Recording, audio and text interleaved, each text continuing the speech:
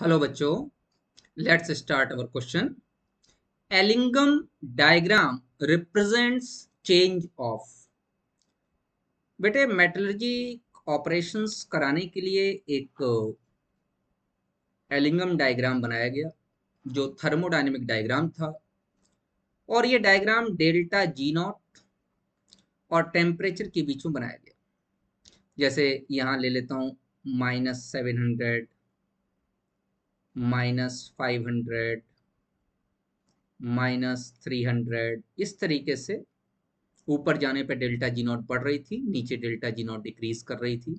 और यहाँ मैं कहता हूँ 400 डिग्री सेंटीग्रेड, यहाँ मैं कहता हूँ 600 डिग्री सेंटीग्रेड, यहाँ मैं कहता हूँ 700 डिग्री सेंटीग्रेड। आगे टेम्परेचर इंक्रीज हो रहा था।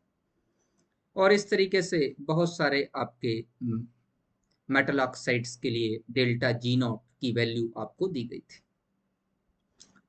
तो ये एलिंगम डायग्राम ये बताता था हमको थर्मोडायनेमिकली कि कौन सा मेटल किस दूसरे मेटल ऑक्साइड को रिड्यूस कर देगा। एक कार्बन की लाइनिंग थी जो इस तरीके से लगातार डिक्रीज हो रही थी। तो इसने तो यही पूछा है। वैसे तो मैं आपको ये बता देता हूं कि एलिंगम डायग्राम सिर्फ ये बता देता है कि रिएक्शन होगी या नहीं होगी।